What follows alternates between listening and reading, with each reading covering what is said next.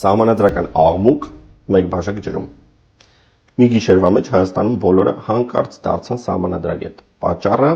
Հայաստանի Հանրապետության Սահմանադրության 148-րդ հոդվածն է եւ այն փաստը, որ ազգային բարերար Սամվել Կարապետյանը առաջադրվել է որպես վարչապետի թեկնածու։ Ինչ է իրականում կատարվում։ Իրավական փակուղի չկա։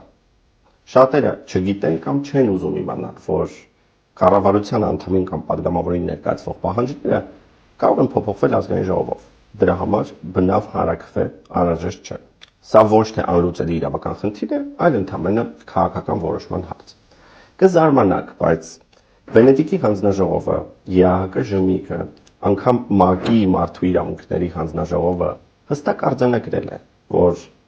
միայն Հայաստանի Հանրապետության քաղաքացիության եւ մշտական բնակության ցենզերը հակասում են ժողովրդավարության կանոններին։ Խնդրել է վերանայել Սահմանադրության եւ Ընտրական օրենսգրքի համապատասխան դրույթները։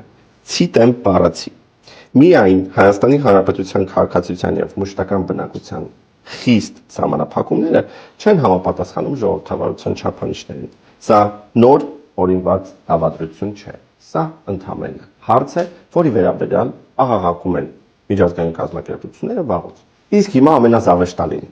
Հիշողության կորուստ թե քաղաքական նպատակահարմարություն։ Նիկոլ Փաշինյանի կողմից ստեղծված սահմանադրական փոփոխությունների հանձնաժողովը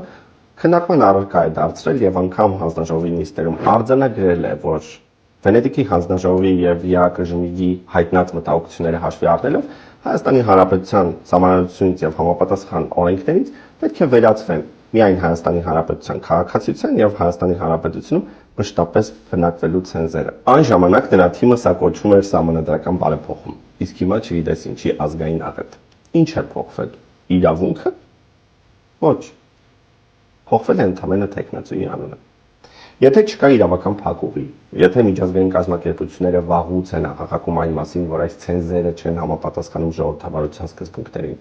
ապա ինչն է խնդիրը, որ այսօր սահմանադրական այս աղմուկի մեջ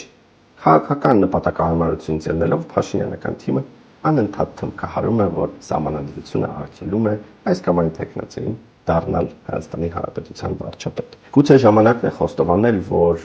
Հայաստանի Հանրապետությունում հարցեր կան, որոնք որոշում է բացառապես Հայաստանի Հանրապետության ժողովուրդը։ Գուցե ժամանակն է խոստովանելու, որ ժողովրդի թիկուն թաքնվելուց բացի պետք է երաշխավորել, որ Հայաստանի Հանրապետության սահմանադրությամբ իշխանությունը պատկանում է ժողովրդին, եւ Հայաստանի Հանրապետության ժողովուրդն է որոշում, ով կարող է ընդգրկվել ընտրական ցուցակում եւ ով ոչ։